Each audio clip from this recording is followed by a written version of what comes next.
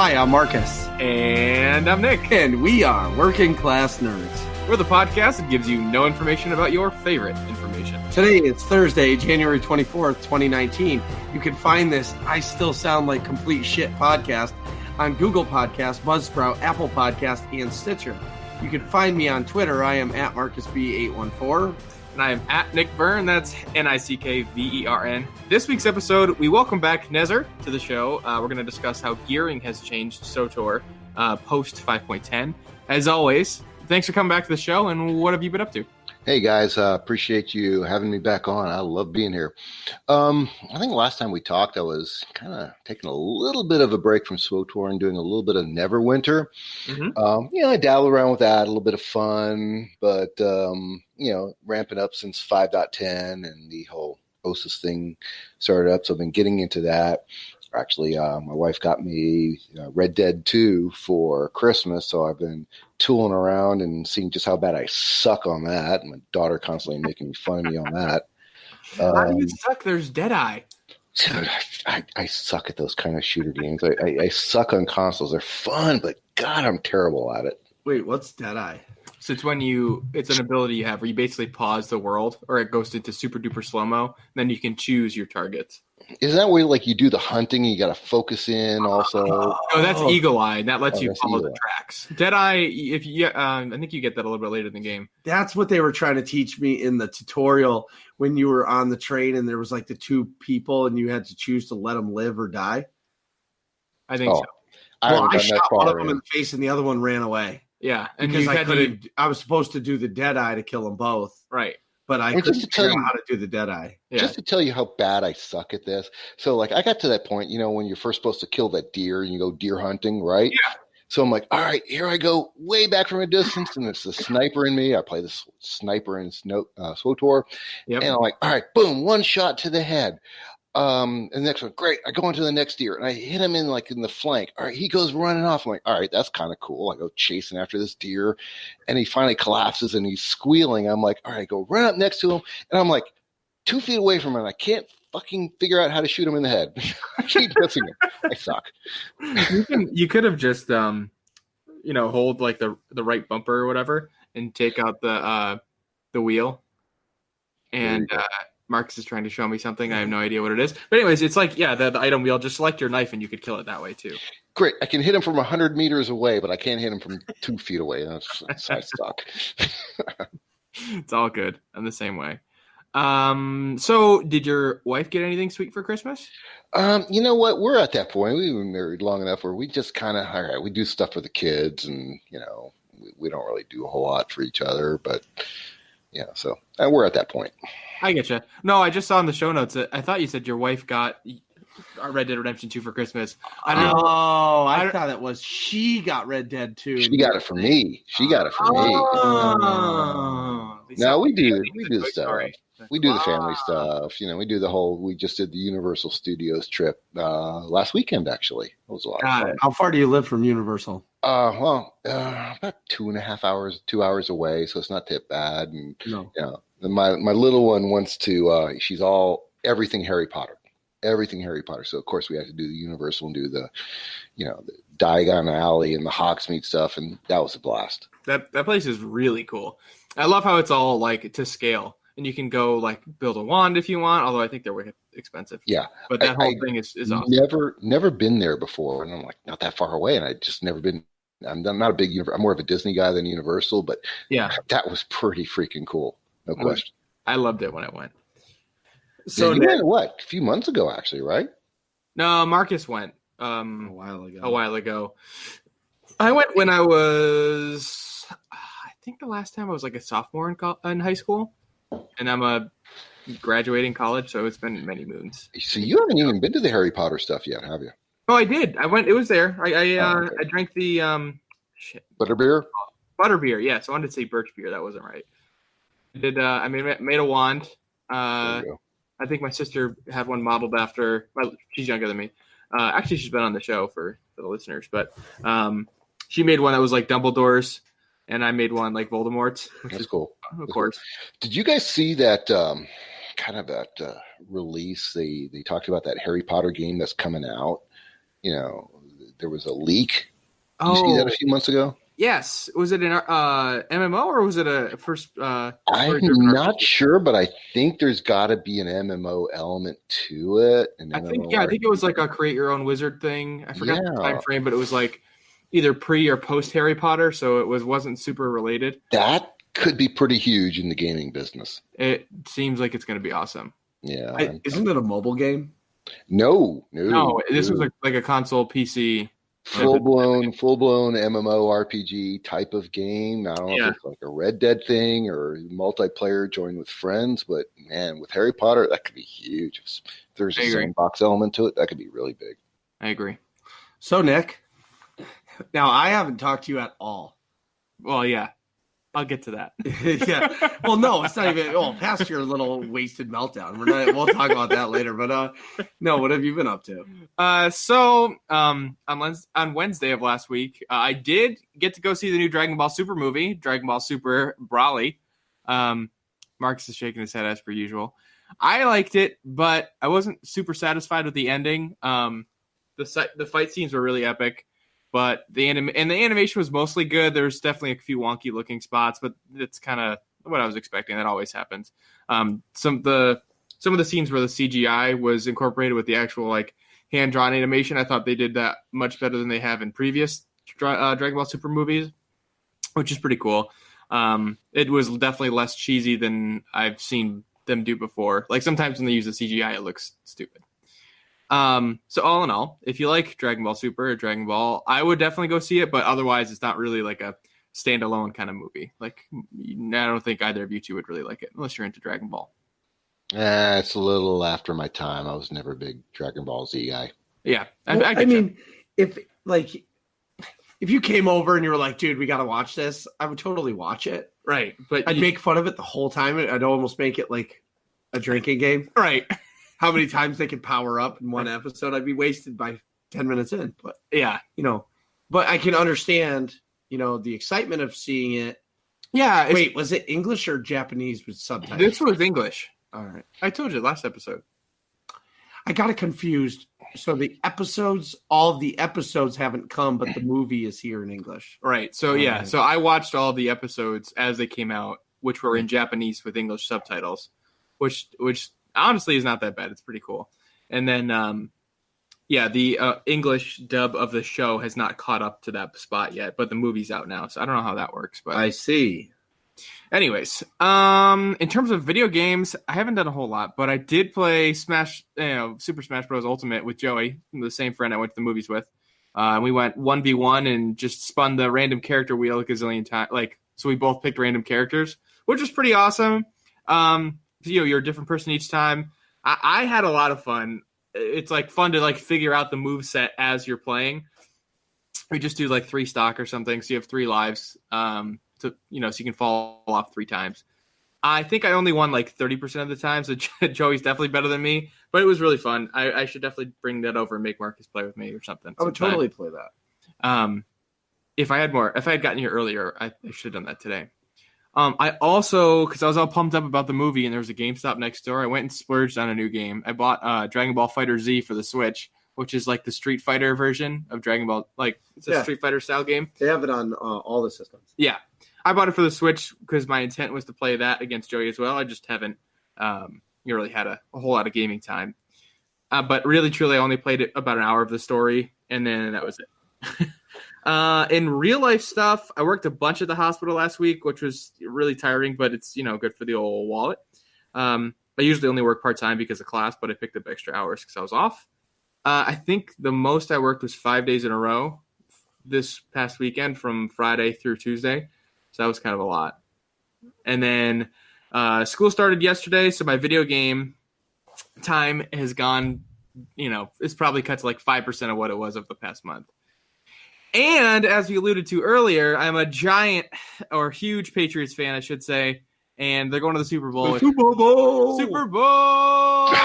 I'm sure. Man, you guys lucked into that with that one offside penalty against the Chiefs on the interception. Well, we've gotten screwed by some lucky things in the past too. So, Look, I still can't forgive that freaking ice ball with the Raiders game where the Raiders should have gone to Super Bowl that one year. Are you a Raiders fan? Well, I grew up as a Raiders fan. Now I'm a Jaguars fan. Oh, okay, that's fair. Well, I'm sorry about that. The Snow Bowl in the Tuck rule, But it's a real rule. Yeah, I know. They just happened to call it for the first time ever in the history of the NFL on that game. I know. So, still chapped about that. So I'm super pumped about the Super Bowl, right? And admittedly, I had several beers, Treehouse beers, so they're 16 ounces and like 7 to 8% alcohol. And I'm pumped about the Super Bowl. So in the group chat with me, my dad, Marcus, and a couple of our friends we were doing DraftKings with, I'm like, all pumped up, Super Bowl. And Marcus is like, oh, there was a game on. I just beat Draxus in hard mode. I'm like, I don't even know they were playing. And I'm like, fuck you. I don't know what I got disproportionately angry, admittedly. Yeah, but you were nice about it. You were like, look I love you, man, but go fuck yourself. Sincerely. And I was like, oh, this is great. It was a 7% ABY talking. Yes, exactly. Yeah, so I didn't word it nicely. It's like, hey man. I was like, hey Marcus, I love you, man. But go fuck yourself. But so the funny part is I had it on the TV, but I was we'll talk about that later. Yeah. I think I was just grumpy because I was really pumped up, and then you were like, oh, your thing that you're really excited about is not important. Check out my thing that's really that I think is important, and mine's better than your thing. And I was like, what do you mean? We're going to the Super Bowl. Don't let him fool you, okay? All of you guys listening to this fucking guy stirs the pot with me every day. Like anything he knows that I'm passionate about, he just fucking shits all over it every day of the week. And then he'll send me the gif of the fucking guy stirring the pot. After about 10 minutes of me getting all fucking cranked up and I'm like stomping around the job site or my house. And then there's this guy stirring the pot and I'm just like, you fucking prick. I can't believe he's doing this to me again. Yeah, I'm guilty of that. So it was fair that I got it. I got some in return. Yeah, so I was like grumpy that evening into the next morning a little bit, and then I realized I was just being an idiot. And then I got super busy, so Marcus and I haven't talked that much. That's what we were alluding to. So, Marcus, what have you been up to? So after our last, it started a couple days before the live episode. Yeah.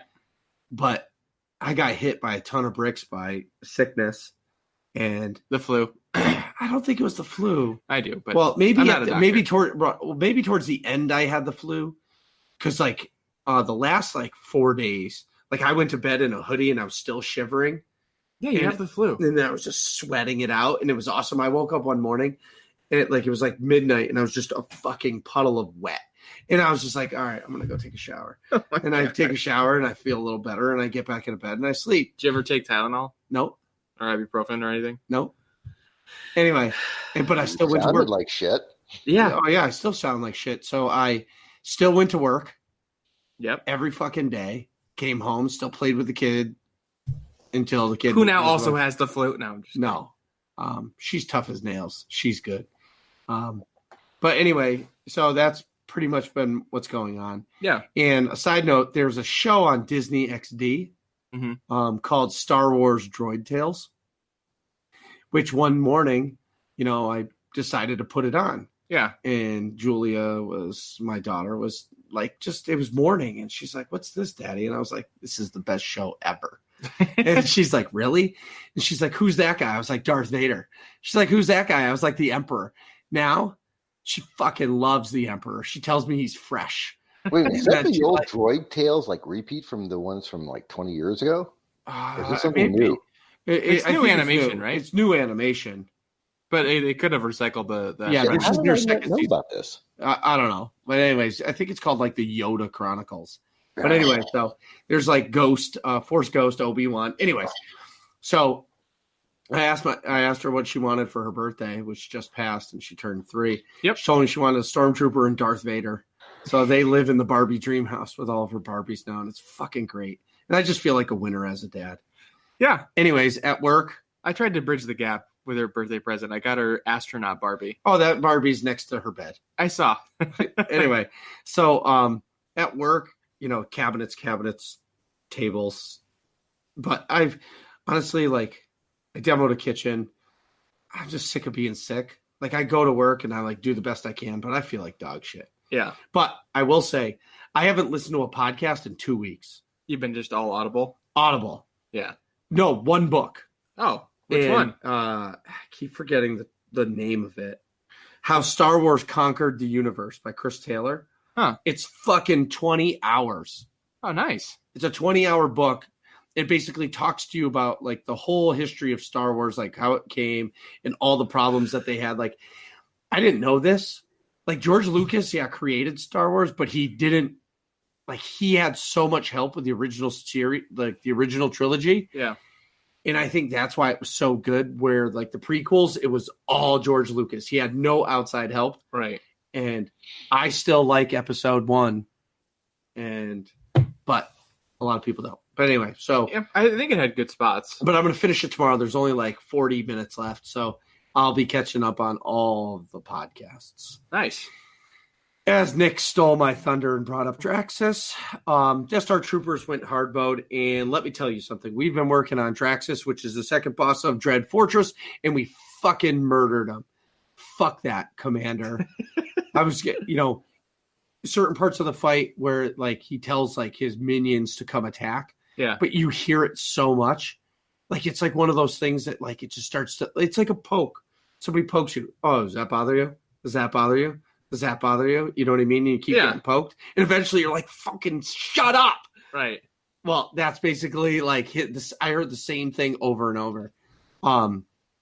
Lauren, that she healed for us as a sub, and she has it on her Twitch stream, and she like cut the clip of the 7-minute fight so like I can watch the whole fight of our win, which is pretty sweet. So this Sunday we're going back, and hopefully we can kill Grobfok. Who's that? The next boss. Yeah. I've been doing OSIS, but as you know, and I've alluded to, I think it's the dumbest fucking thing on the planet. Or they have to go to different spots. Oh my God. It got even worse because like I went with Rube and we did some dailies and it was super decent, but super decent. Anyway, but like he's like, do you have this this heroic? And I was like, no. He's like, oh, we have to fast travel to the other side of the map and come back in order to do this one heroic. I'm like, this is so stupid. So why are you even doing the heroics? What do you gain by doing the heroics? The Masterwork Crystal. Right. No, you don't. Yeah, you from the weekly. No, yeah, if you do that's not the heroics. That's the I don't do no. I don't do the heroics. I just do the dailies. But you have to get all of the dailies in order to get dailies. And doing heroic doesn't even get you a daily. So you got to do the 10 dailies, and then you got to do the world boss to get that extra crystal. Correct. Don't get me started on that. Well, anyway, so we'll get into that more. Anyways, so I've been doing that, but really I've been sitting in front of a dummy on my ship and doing star parse and practicing my rotation, trying to get better so I can do more DPS against all the bosses. This past Friday, now mind you, I'm super sick and I didn't talk much, but the AIE Guild had an officer meeting kind of just welcoming 2019, and it was good to get together and like hear what their plans were for the guild and what like we've worked on all year to try to get ready. More on that as the year goes on. Mm-hmm. Last Saturday, I had my mega event that I hosted, and Lucy helped me host this one, and we did the Galactic Starfighter, which is their fly around in ships and space and shoot things. And Max did like, I don't know, I would say he probably did like a 40-minute like training course, like where nobody shot each other. Cause like now you can make like private matches, almost like what you could used to be able to do in like Call of Duty and stuff. Mm-hmm. Anyways, so we did that and we trained and kind of learned, man, like flying in Battlefield or something like that is so much fucking easier than this. Yeah. I will probably never play it again. Did you ever do GSF before? No. I did like once. I sucked at that. It was so bad. Well, I think it comes down to what Nezzir and I were talking about when you went upstairs before the show is like the engine. there's limitations with that older engine because it's a 6-year-old game, but it could be like a 10 to 12-year-old engine they're working with. You know what I mean? No, it would be completely fine, but you have to hit E in order to target an enemy. That's annoying. Well, I don't understand why they don't allow joystick support. Remember the old X-Wing versus TIE Fighter? That was an awesome game. Yeah. But it was great having that joystick. It would be cool if I played that on the PC with my dad. I could barely play. He would basically play for me. I don't even remember what a joystick is. Yeah, I think it was like Chinzy. Thinking back now, that was like a cheap plastic one that it was probably like the Radio Shack brand one. But it like had like a trigger, like a thumb button on the top, and then off sort of like to the side. Yeah. I think GSF would be kind of cool, a lot better if you had the joystick at least. But I don't know why they don't make the joystick support. Doesn't make sense to me. I agree.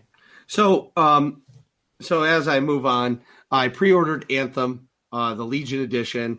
Wait, you mean the Legion of Dawn edition? Yes. That comes with the complete set of Legion of Dawn armor packs, which are 4 of them, the legendary weapon, the Javelin gear attachment, and the digital soundtrack. Brought to you by BioWare. So I bought it because I support BioWare. I want SWTOR to last, even if I play Anthem 2 times, which there's like an 85.5% chance that's going to happen. That percentage goes up to 100 if Marcus buys the I'm not. The guidebook. Yeah, I'm not buying any guidebooks. Which, thank you for the Red Dead Redemption one, because you played that twice, and I got the guidebook that you bought for yourself. And you stole my map. And your map. I definitely stole that. Yeah. That's hanging in my room right now. So anyway, I pre-ordered it because I am really excited for it.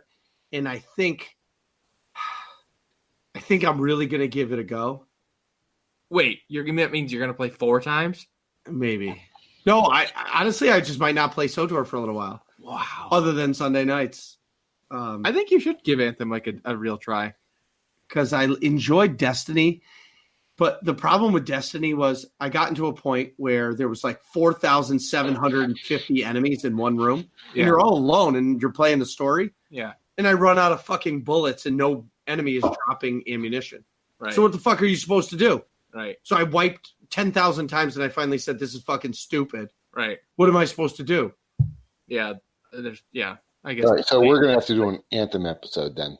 Oh, no, I plan on it for sure. 100%. Anyways, I'm really excited. And the reason why I'm talking about this is because I'm super excited for this, which means Nick is super excited. Hell yeah. Next episode, it's going to be a full AIE Guild episode. We're going to have Max, Seema, Tetsemi, and Dan Kinia. And Dan Kinia is the guild master for Elder Scrolls Online.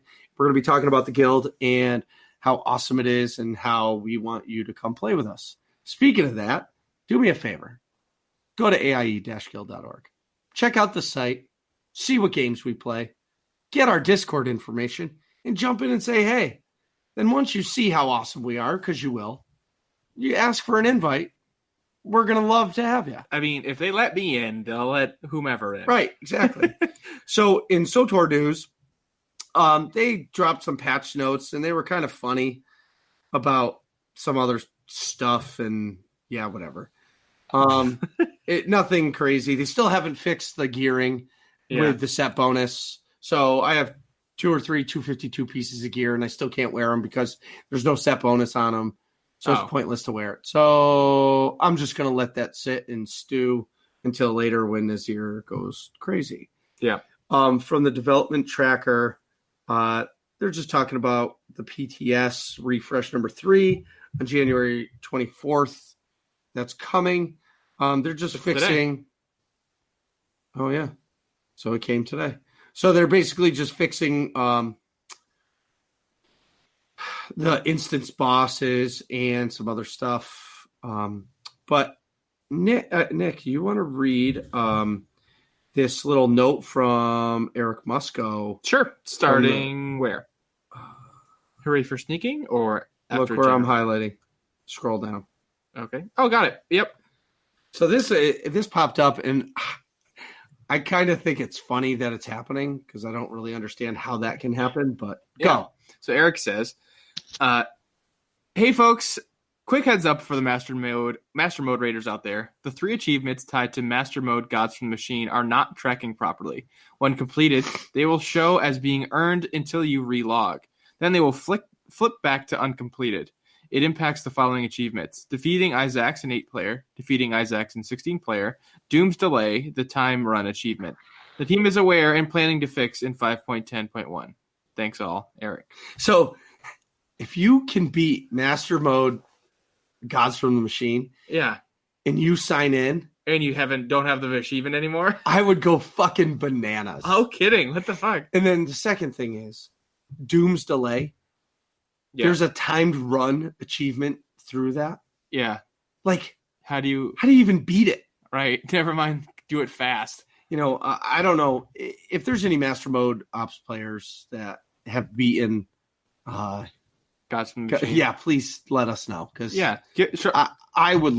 You know what? If you let me know, I will send you a code from SWTOR. Yeah, because it just blows my fucking mind. Yeah, let us know either through the website or through Twitter, or if you're really feeling fancy, you can leave us a review on iTunes. Just got to be 5 stars. You can say whatever, and this goes out to anybody, not just Master Mode people, but you can leave us any review you want. You can say whatever you want. As long as it's 5 stars, it's an open platform. Say whatever you want. Toss 5 stars on there for working class nerds, and you can say whatever you want, and maybe we'll read them if they're pretty interesting.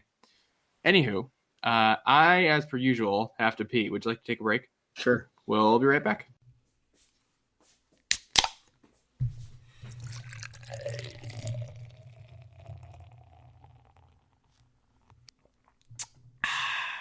Are you ready? Yeah. Okay. I'm good. Want to go in like... I'll go. 5-ish? I'm just breathing because I don't want to cough during this. Just make sure you cough into your elbow, like in the video. Oh my God. You know how many times Carrie tells me to look at the fucking video because I cough? Like, I've been like hacking nonstop. Dude, it's not hard to cough in your elbow. I've gotten pretty good at it. But occasionally, like, it's just not possible. Like when you're in fucking bed. Yeah. And you got to cough. I cough into my fucking pillow. Right. I can't. What am I going to do? Cough into my elbow? I tried once and I elbowed Carrie in the face. All right? I'm not doing that again. And we're back. So today we're discussing 5.10 gearing. Has it changed the way we play SWTOR? And also, I'd like to discuss some Anthem stuff. Some Mortal Kombat. Finish him. Mortal Kombat 11. And maybe even our ideas for improving SWTOR going forward. But first, 5.10. So let's start with the good. Looks like Marcus and Nezzir have some notes in here. So the first thing I'll say for the good, and this is, I really enjoyed this story. I've done it on the Republic side and the Imp side, and I've done the Loyalist side of it, so I have not done a Saboteur side. Yep. But I enjoyed it plenty. So it's a good story. Yep. It's like Nick, you failed us, man. Where's the soundboard? The good, the bad, the ugly. Wah, wah, wah. We need it, man. Because 5.10 definitely has its good, the bad, and the ugly of it. Yeah, Mr. Damn it. I just took a film class on this. Clint Eastwood? No, Leone's the Ennio Morricone. Yeah, I forgot the composer for those movies. Ennio Morricone. I think you're right. Yeah. So 5.10 definitely does have its good and its bad and its ugly. And I think, like Marco was just saying, like the story's kind of cool. But what was really weird was, thank God I did the Imp side first, because it makes more sense to do it. You got to do the Imperial side first and then the Republic side. I agree. Because otherwise it's like, wait, what? What? Malgus is back? Wait, what? It would lose a lot of its, impact. If you don't do the Imperial side first. Right. Yeah, and it is, you were right, by the way, it is Ennio Morricone. I wonder what the percentage of mains, if there's more mains on the Imperial side or on the pub side. Next time we have somebody Remember the DVL? Remember the DVL we did a couple years ago? Yeah, the light side one. The light side won. Because the light side is the correct side. It's not true. But that's the other side is the light side won, but I'm I'm an Imperial Marauder that fights for the light. That's why I have light side Jason. Yeah, but there was more people playing imp side, but doing it like the choosing all the light sided choices. But still, I think they showed like years ago they did like the classes, and I think it was always the imp side always had the greater, higher percentage of players, even though a lot of people played the imp side, but they did light side choices. Sure. Oh, okay, that makes sense. See, So I just go dark side all the time. Yeah, even when you like Marcus, when you do like a pub side or imp side character, you're still choosing light sided choices. correct. That's why the light side tends to win on that. Because but more it's players the play side. but more players play imp side because come on, how cool is it to shoot lightning versus freaking pebbles? I agree. Feel the force flow through you. All right, so let's talk about what are the good things. So Nick, Marcus, what do you guys like about 5.10? Well, I just said the story. Okay. Yeah, and the planet is beautiful. Planet's beautiful. And those are my big two. The planet's beautiful and Malachus is back. I think. Okay, so you spend an hour going through the story, hour and a half, 2 hours, whatever, going through the story. Story's done. Yeah. All right. And Planet, to be sure, it is gorgeous work. Those guys did a phenomenal job. Okay, Right. What's left to be on the good side for you guys? Chirp, chirp, chirp, chirp, chirp, chirp. All right, so let me tell you what I think is really good about it. I think they really make a good headway because, as you guys know, I've played a bunch of MMOs over the years. Right. I actually really think the way they did from a gear standpoint, they time gate their gear. I think what they were trying to do is they were trying to make it to where you get your gear, but it takes you time. Like you can only get so many masterwork crystals a week doing the dailies, doing the the weekly or whatever the hell that the world boss is on the weekly, right? Yep. Mm-hmm. Okay, so you can only get so many, and then you can turn in 500 unassembled, and then 1,000 unassembled. So for 1,500 unassembled components, like I only had like 4,000 or 5,000 saved up, so it didn't last very long. But I know some people that had 40,000 unassembled components saved up. But so you can only spend so many a week. So what they did is they created to where it's gated, meaning you can only get so many pieces a week. Correct. Right. All right. And it's so RNG to get them. Yeah. So it's actually kind of smart. So, in 1 week, you might only get 2 pieces of gear, maybe. All right. And that's about it. So think about it. You do the math. It's going to take you basically 2 months to get a character. Who did you guys have on the other week? Was it Zen that had already had a person in all 258 max level gear? Yeah. I don't know how the hell he did that. Well, he basically what he did is he did multiple tunes and then Legacy smuggled all of the gear on over to one character. So he did 5 characters worth of stuff to gear up one tune. Right. Right. But the average, I'm a filthy casual, right? So I only got limited, aren't we all, right? So I only got a certain amount of period. So the best I can do is 2 pieces a week. God, I don't know who it was. Maybe it was Brian I heard talking about. It's like, I'm lucky if I get 1 crystal a week. It's going to take you 1 piece every 2 weeks. Come on. All right. So great. It gates the gear. So it takes you minimum or maximum, whatever, 2 months to get a piece of gear at 252. And then how long will it take you to upgrade that to 258? Right. Months more. So they're smart in terms of they keep you on, they keep the hamsters turning on the wheel. They want you engaged in the game for month after month after month to get geared up. Right. Right. So that's smart. It keeps you in the game for, months. I think on that standpoint, I see. I'm on the complete other side of that with you. But I mean, it's a smart time sync on BioWare's right. Exactly. On BioWare's point, it's smart on their point because they're making you spend time in the game. I had friends. You can't just get it. But here's the thing: is what they should have done, in my true opinion, is.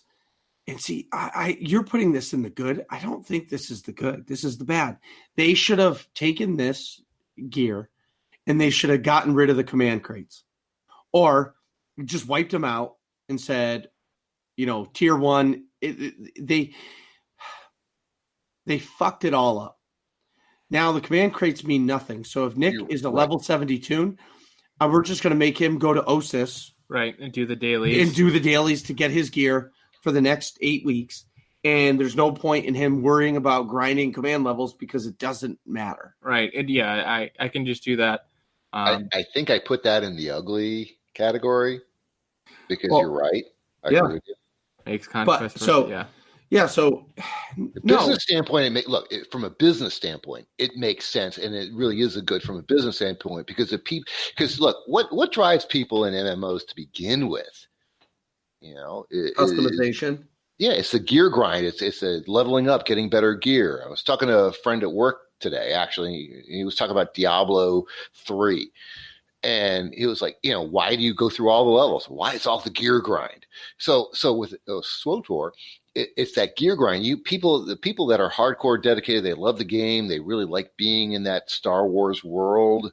They got to get the gear. Well, it's going to take them freaking months to get the gear. So from a business standpoint, it actually makes a lot of sense. Well, you're right. It makes a lot of sense because on February 22nd, Anthem comes out. Yeah. Right. And they need SWTOR to be content for 2 months after that game comes out, right? Because they're going to be 100% involved in that game. Right. And think what it's going to mean for when the expansion, when 6.0 comes out. When is that going to be? And there's been a lot of speculation. I'm telling you, and I know some people have predicted, and I'm telling you, I think it's going to be October, maybe September, but I think it's going to be October before we see it. And this kind of gated system where it's going to take you months to get into the gear, 2-3 months to get 252 level, and then another 3 months, 4 months on top of that to get to 258. And then you need a couple months of enjoying the gear. You're looking into the fall.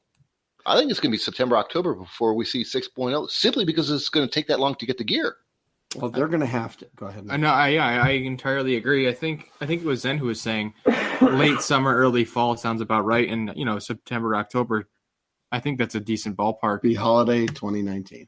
But yeah. I was just going to say, in my head before you said that, I was thinking like December 2019, holiday 2019.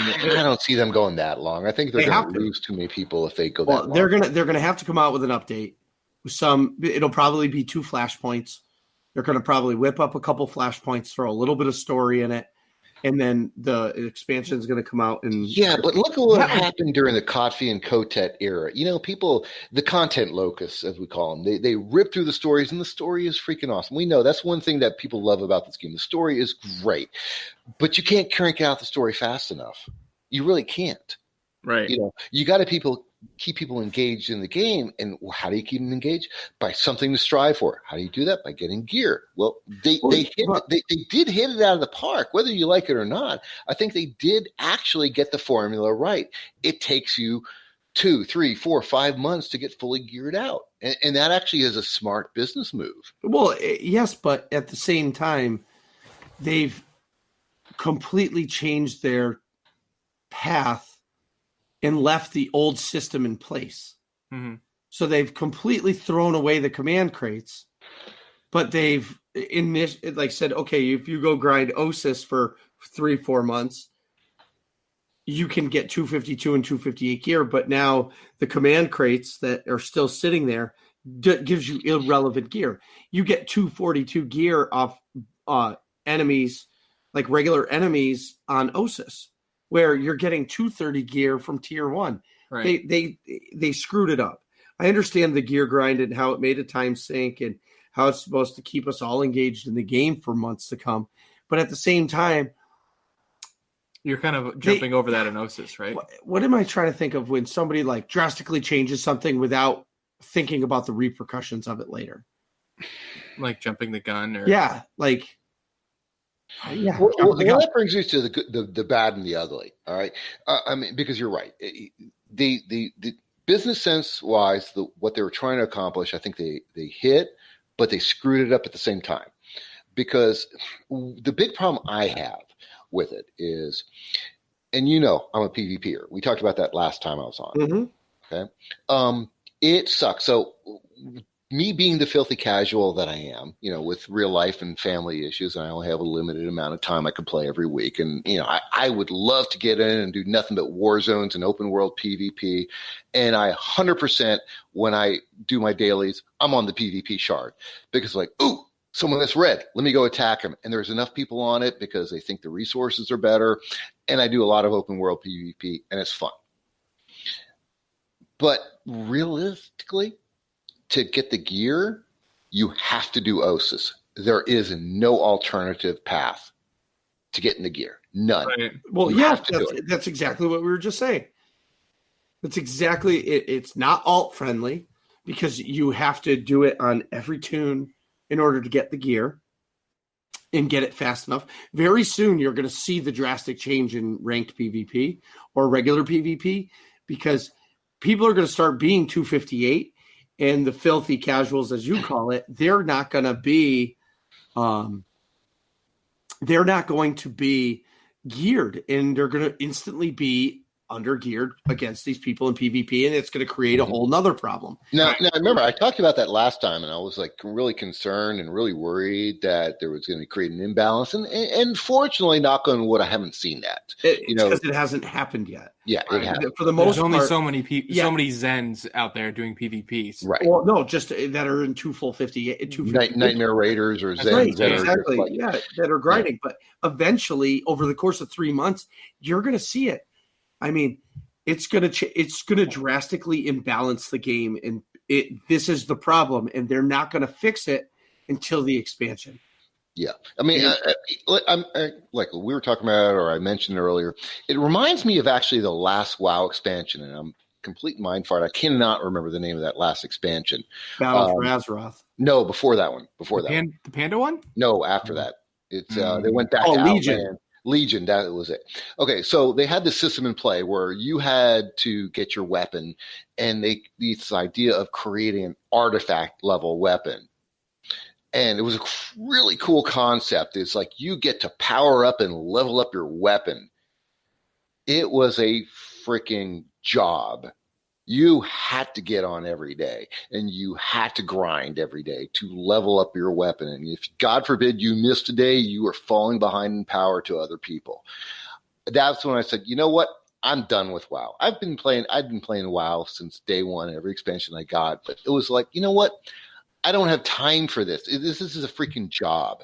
And I kind of feel almost the same way with OSIS. It's like I have to do it to get geared up. And it's like, God, what a detraction for the game. But can I need to interject, and I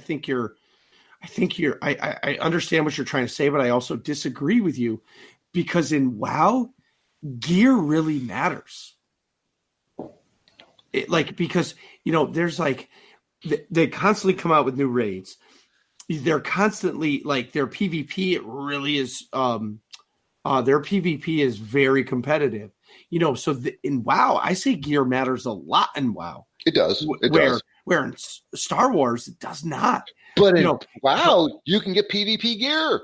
Well, you can't here. Well, that's coming back. I think. Well, yeah, when 6.0 comes back, great, fantastic. But right now in 5.10, in this iteration of SWTOR, right, gear does matter because when you have the two people in 258, and I think I did an analysis when it was at 248 was the max versus 242, and it was something like about an 8% difference in stat wise between the two level. Right, and if you were in 242 going up against with 248, they were going to own you. Okay, right. We haven't seen it yet, but it's going to happen. But the only way to get to the higher level is to get the 258 gear. And the only way to get it, unless you're a Nightmare Raider, and very, very few people are, less than 5%, is through having to do grinding every day, every week, week in, week out, your OSIS dailies. There is nothing else to do in the game. It's like, what about the rest of the game? Who's that guy you guys had in, that developer from Legends of Aria? Derek Brinkman. Yes. Right. I really loved that episode. I really liked listening to what the guy was saying about it. It really intrigued me about that game because the whole concept of a sandbox.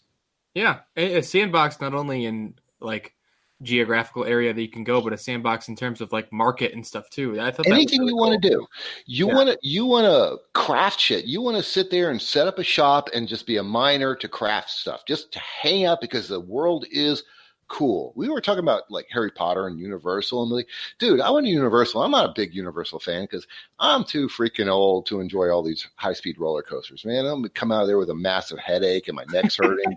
No way, I love that shit. I'm too old for that shit. But dude, that Harry Potter stuff was cool just to hang out the whole freaking day there. Well, Yeah. wouldn't it be cool for people to just hang out in Star Wars land? That's Yeah. awesome. That's part of the draw for me into SWTOR is just to, like, hang out in a new Star Wars universe that I haven't seen before in the movies or anything. Right, but we don't really get that sandbox element. It's not really in SWTOR. We really don't. See, I completely disagree. When you play the class stories, you travel the entire planet. Right. Oh, the And class you stories don't- are cool, but actually just hanging out and doing stuff like whether it's Well, it's not that. crafting. Yeah, but it's not that type of game. Right. It's not Star Wars Galaxies. It's not Ultima Online. It's not Legends of Aria. Star But Wars. could it be? But could No, it be? no, it's not. Why not? It's not intended to be that game. Right. Yeah. I'm not saying that the next Star Wars game won't be that, but this game is not that. This game is a traditional tab target MMO with awesome story content. I love MMOs, but why can't you have a system where, and let's be honest, I think everyone will agree the crafting system is woefully inadequate, is way antiquated. I think everyone will agree with that. Yeah, but wait, so we're getting off topic here. So what you're saying is you want Star Wars The Old Republic, a 7-year-old game, to revamp what they are and make it so you can set up a blacksmith shop and you can forge lightsaber hilts for guys like me and Nick to walk in and buy. That actually could be cool. Well, They could have be, the but capability of doing that. Yeah. They have something similar to that in the GTN now. Well, Right. you just can't craft a hilt or something. right, Maybe but you can. yeah, but you can buy that stuff. But okay, so I'm going to play your game. So now I'm taking this 7-year-old game, and they're going to sink. How much do you think that costs to put that into the game? Yeah. Honestly, I don't think it would be. I mean, look, I'm not a developer. I'm not a programmer. I'm not a computer guy. Hey, we're all just. But if they revamped for certain features, expansion level features, and crafting needs a real big facelift. It really does. We know that. It'll come. Yeah, it'll come. But if they did it to where maybe you can have an alternate path to some good gear. Maybe not every single slot, but certain pieces, whether it's your weapon or a relic or something like that, to where, okay, you need to craft something that I need to go farm an asteroid in GSF and then go kill some extra number of people in PvP to be able to get this drop or get this gear piece that I can craft this one piece that can make this unique item that you can't get anywhere else. And then it could be a stronghold decoration, something, But again, okay, so but everything you just said is easily done by doing a mission. What you're saying is you want them to put in elements of owning a store, and you stand in a store like Ultima Online or Legends of Aria, and you're banging a piece of metal for 8 hours, clicking the left mouse button, and you're forging a sword. That's what you were saying originally, and now what you're saying is you want them to make missions to go get something special. Well, they've done that in the past. If you do the HK51 quest, that's a long quest of little things just like that, where you have to walk around a map and that keeps you dig people up parts. engaged. And that keeps people engaged because that gives you something more to do in the game. Whereas in the current 5.10, all you have right now to really progress, you have to do OSIS, and the rest of the game, frankly, is ignored. But it really is. The rest of the game is ignored. If everyone's in there is doing OSIS and nothing but OSIS, no, I agree with you. But in your past sentences, you were saying how great that is because it's good for business because it's a time sink. Right. But it also the downside is it creates some people. There's a certain percentage of it are going to be burned down. Like this is all there is to the game. There's nothing but this in the game. Okay. Well, what I'm saying is they oh. need to expand it. Look, I like the fact that they're gating the gear, that you can't just walk in and a week later be fully maxed out in gear. I like that. I think that's a brilliant move on their part. I really do. But why does it have to be gated to just one area of the game? Right. So let me clarify if I will. So what you're saying is you'd like to see, yeah, you could get 252 gear through the dailies or whatever, the upgraded gear tier through the dailies in Ossus, but maybe you could have that opportunity if you're already at the max tier in Conquest on other planets too, or something like that. Yeah, exactly. And Marcus, you said it yourself. They screwed up the Conquest system. Now, Conquest, what's it worth? Wait. Let's back up. Yeah. It's not Conquest, the command crate. Sorry, that's what I meant. I'm going to tell you right now, Conquest is the greatest thing they've ever done. Oh, yeah, I agree. And they can expand it.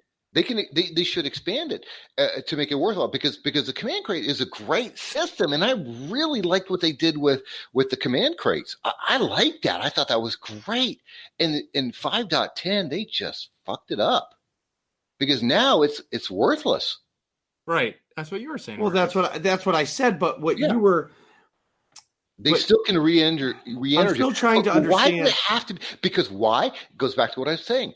With Ossus is the only path right now. There are no alternative paths. Well, correct. And that's what we were saying. But what I'm trying to understand is, because I'm trying to take everything that you've said. So what is it that you want from SWTOR?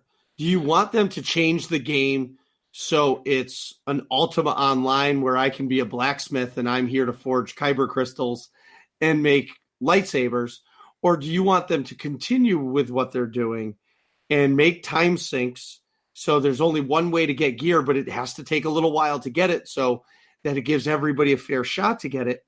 Or are you saying that you want the command crates back and you should be able to get the best in slot gear through the command crates? Okay, so first and foremost, I think everyone can agree what makes BioWare great and what makes this a fantastic game and makes us all really in love with this game is they really get the story. Yeah. Right? Okay. So first and foremost, that can't change. That is the best. And they are fantastic at that. Yeah. And they need to continue on that. But because we are all content locusts, we just devour the content the minute it comes out. It's boom, done. They need to keep people engaged in the game long term. The concept of what they're doing in 5.10 makes sense, meaning you need to find systems in place to keep people in the game, keep them on the hamster wheel for months at a time rather than 1 week at a time. Okay. Mm-hmm. So the idea is right, but the execution of it was flawed because it was so narrow to one specific area of the game. The game is massive. It is huge. They got 17 planets or whatever it is, 18, 20 planets, however many they have now. They got all these planets, but you can't get anything out of it meaningful.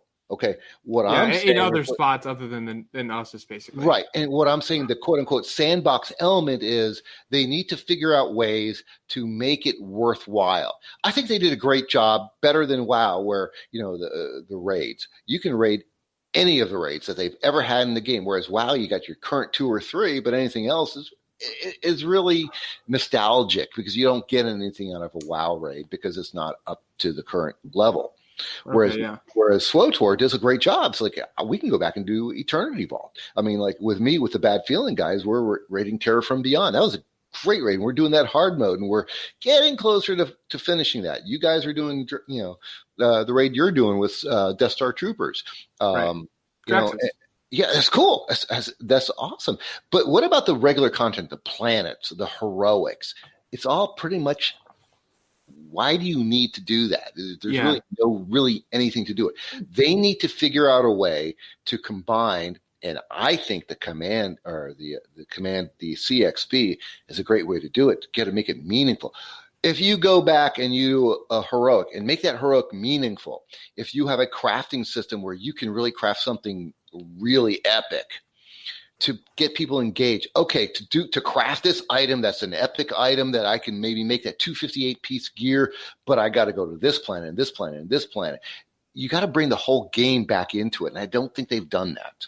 I agree with you. I think especially if they Now, I don't play quite as much as either of you, but hear me out. If they had done maybe an additional tier to command crates or something, I agree, that let you unlock the 252 and 258 gear, and then you could access that, those command crates by doing dailies from everywhere, all the planets, or maybe more planets than just Ossus or something like that. That would have been a good idea, because then it expands that gives you more of a sandbox feel that you're talking about, Nezzir, to do, so you get more from the wider universe of the game, and you're not just clustered in this one planet all the time. but they've done this before on other planets.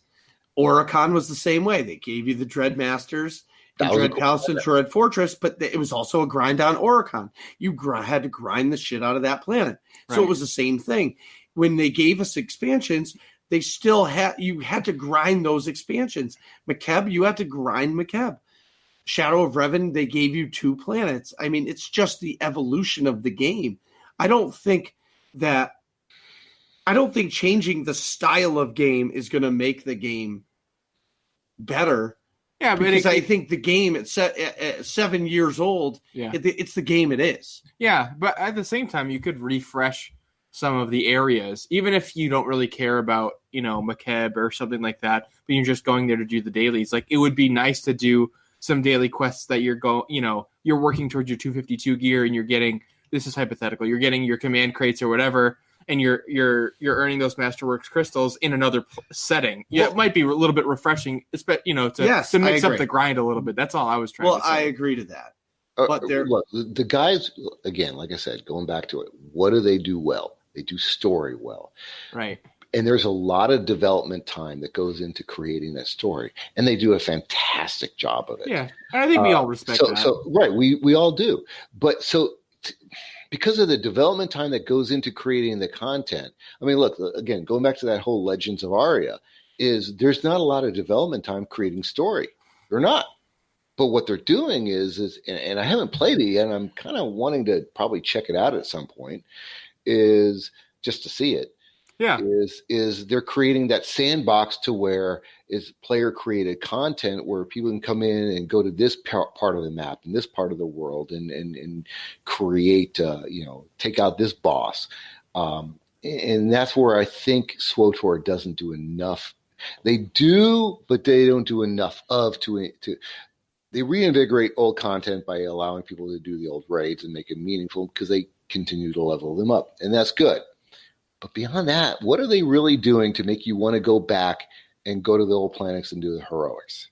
Yeah, not a lot. Especially unless you need to because your tune is low level or something. Look, you got all this development time on the story, but 30 minutes later, 2 hours later, they're done with the story. Well, you got to engage the players. And how are you doing that? And right now, we're not. The only way you're engaging them is you're forcing people to go do dailies. Well, so here I am, and I know, I hate to say it, I'm sure you guys are probably in the same boat. Okay, so right now, all I've got time for is I got my imp side and I got my pub side mains. Yep. And an hour later, boom, I've done my 10 heroics, or I did my 10 dailies on imp side. Then I go and I do my 10 dailies on pub side. I'm done. Well, what do I do for the rest of the time? Well, you know what? Maybe, can't wait for Anthem to come out because I'm going to start playing the shit out of that. Right. Because what else is there for me to do? Right. Not much. Yeah, not with only two tunes. I'll go raid with the Bad Feeling guys with Brian and them. I'm going to go raid on that. What else am I going to do? Yeah, there's not much to keep me engaged in the game at that point. Well, it's right now.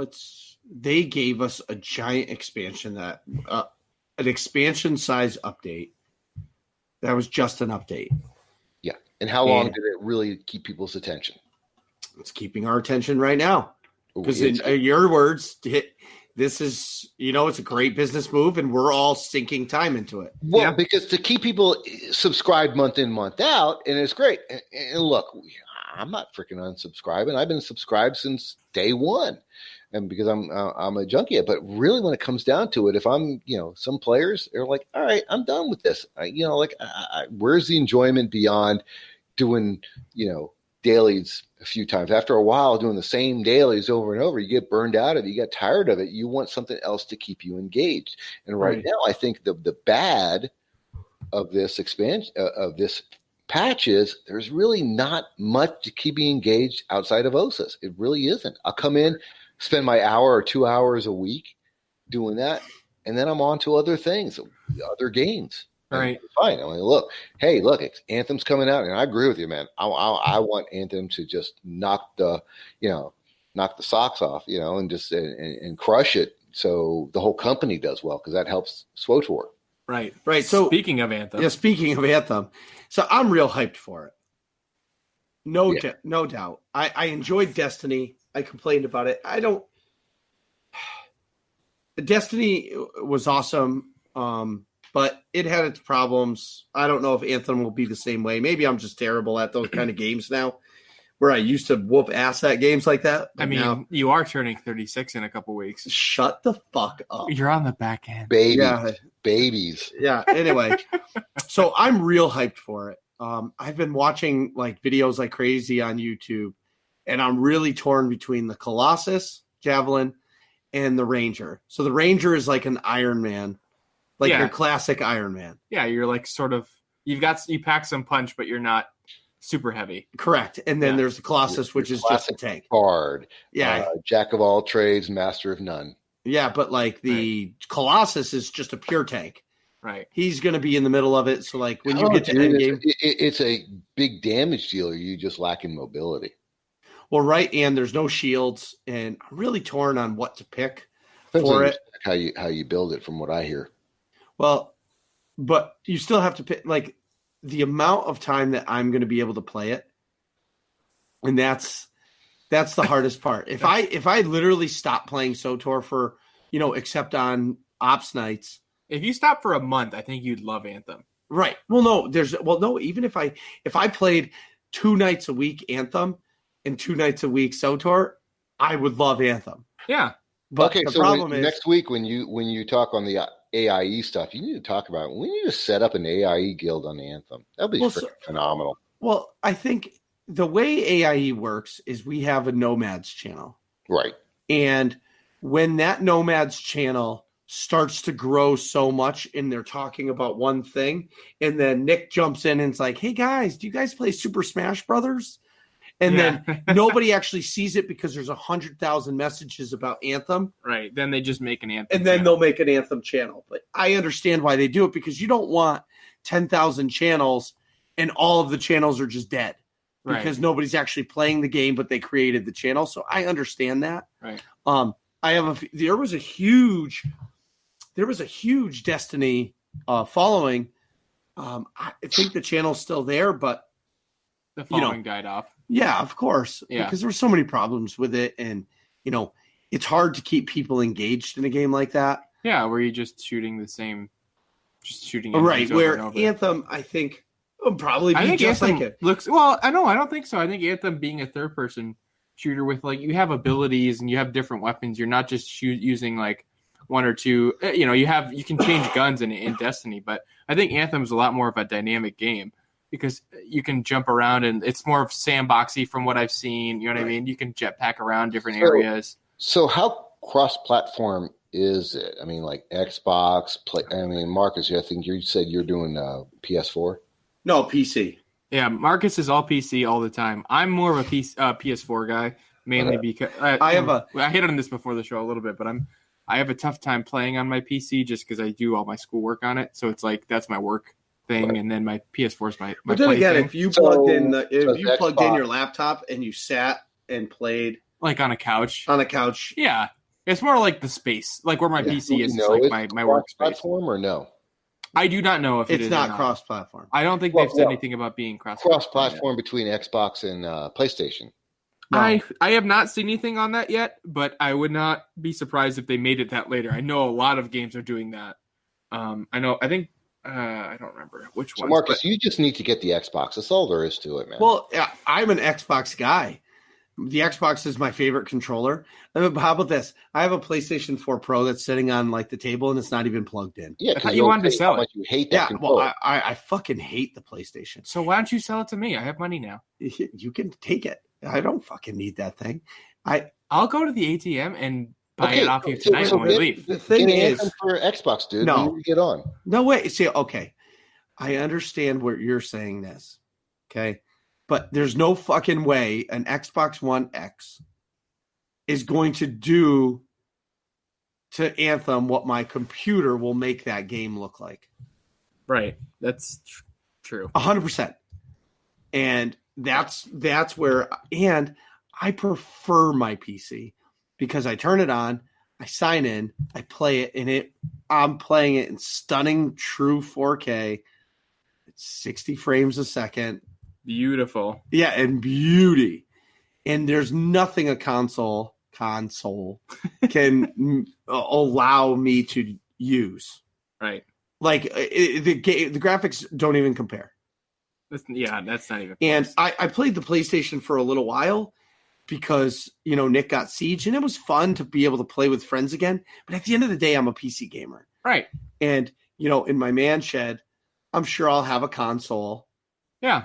But really, truly, I'm not going to even need it because my PC is going to be right next to my TV. And if I want to play FIFA, I'll just play it on the computer, and it'll look fucking a million times better than a console. Wait a minute. Right. You got the Legion of Dawn. You pre-ordered that. Correct. Right? Wasn't there like a beta weekend or something like that for? I don't know. I just did it. I think there's like a VIP demo that starts tomorrow, but I don't think because I pre-ordered the collector's edition, I get that. I only bought the collector's edition to support BioWare. I don't actually fucking care about a collector's edition, but I'm in a financial place in my life where you can splurge. I can spend an extra $20 to support a studio that I want to stick around because of the game I really like. Right. I didn't do it for Anthem. I did it for SWTOR. Because if Anthem does well, SWTOR does well. SWTOR does well another year.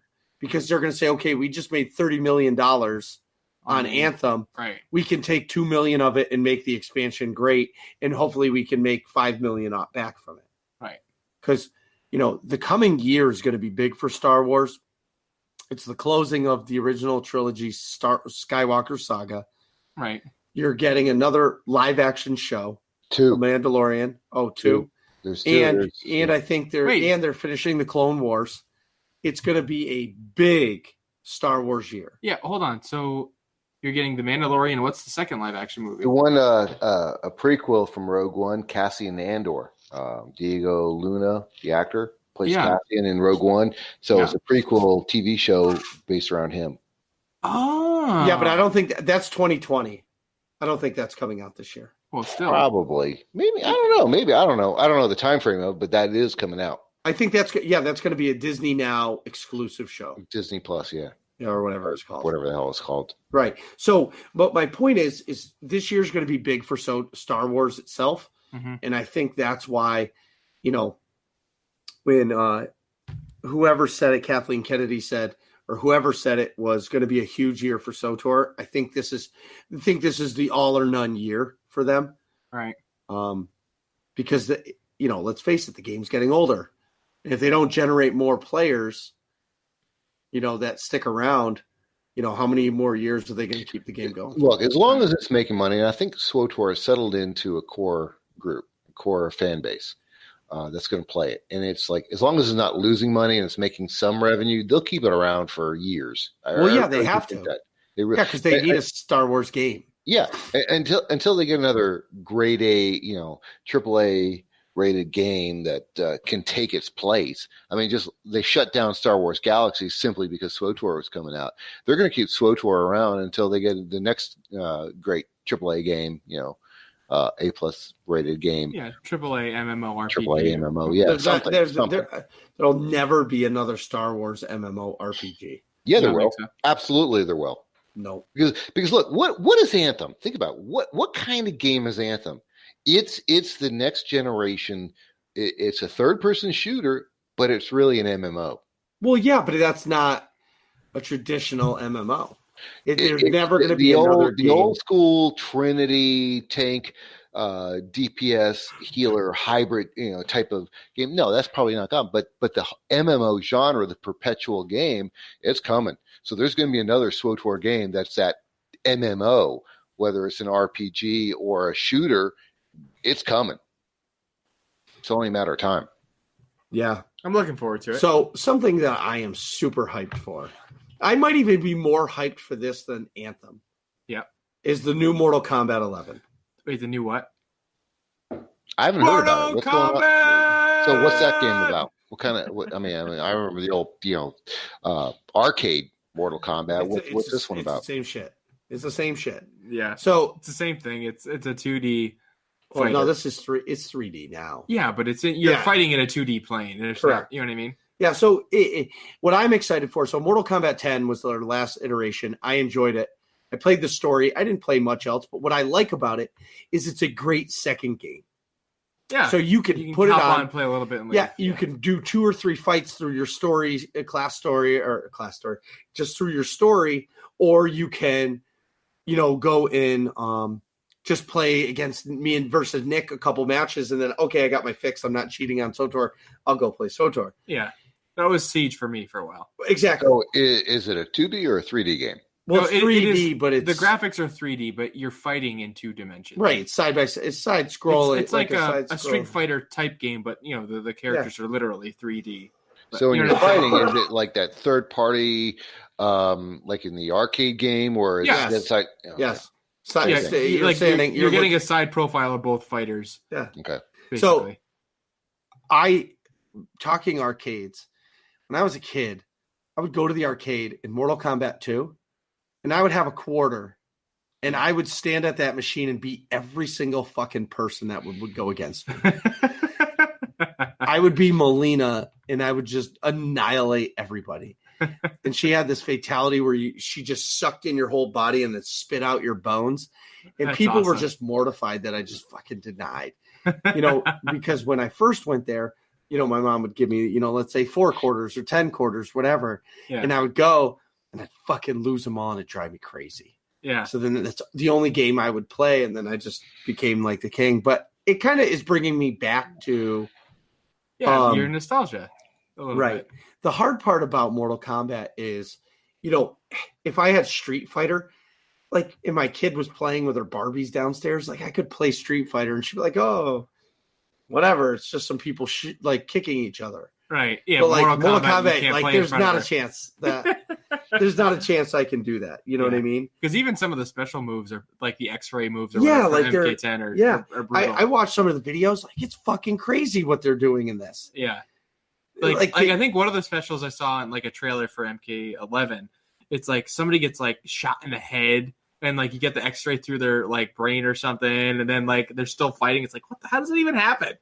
I think it's not even a fatality. Yeah. I just think they have to go above and beyond. It's like every Mortal Kombat just has to be above and beyond. More brutal than the last one. Yeah, and they just keep doing it. I don't know how they keep doing it. But again, Mortal Kombat coming out with Mortal Kombat 10 almost revitalized. Yeah, that's the right word. Yeah, like it brought back the fighting genre, because for years you were getting Street Fighters and like who the fuck actually plays Street Fighter anymore? Yeah, like who played the other Mortal Kombats, like Mortal Kombats 1 and 2 or whatever, but like 3, 4, whatever through 9. At least I wasn't aware of them. Like I know of the classic originals. Yeah, I played on like the Super Nintendo at my neighbor's house after school before my parents got home. Me and him would go to war. Right. With Scorpion and the Frost guy whose name I forgot. Sub-Zero, thank you. Right. It's going to be a great second game. That comes out in April. Oh, you know what I was just thinking? I bet they have it at PAX. I bet they do too. I bet that's one of the big games they have at PAX. We'll be playing it for sure. No, because if you didn't you say you're going to PAX East or something? We are. Yep. Yeah. We're all the days. Yeah, we're going Friday, Saturday, and Sunday. Well, yeah. There's Thursday. We're not going Thursday, but hey, we're hoping to get press passes, and then we can go full. The passes will be free, but right. Hopefully, PAX is listening to us, and they give us press passes because we'll do tons of interviews and cover it, and probably do an entire episode just on PAX. I never did much of the Mortal Kombat. I was more a Soul Calibur guy. Well, Soul Calibur's great. Soul Calibur's cool. They came out with a new one, but that's what I'm trying to say. It's like a year or two ago when Mortal Kombat came back, all of a sudden Soul Calibur was coming out, the new Soul Calibur 6, the new Tekken came out. Yep. I heard they were making another King of the Fighters, but I think I can because whatever. Budget stuff. Yeah. So you know how Soul Calibur and I think Tekken you can do it, in the newer Tekkens you can do it too. You can like turn into like a third dimension. Yes. Yeah, like Mortal Kombat, traditionally you cannot do that. It's just like you're just in the plane of like the screen, basically. I think you can move now. I think it like pushes you all around the map. Because on really? Mortal Kombat, like the if there's a flag sitting on the ground, yeah, you can. I know you can pick that up. Yeah, but like you're constantly moving in a circle. I don't think you can. Oh, you do move in a circle. Yes, but it stays side view, right? But you can move in that circle. Oh, okay. See, I haven't played in a long time. Anyway, back at the ranch. What are you guys talking about in here? Find out next episode of Working Class Nerds.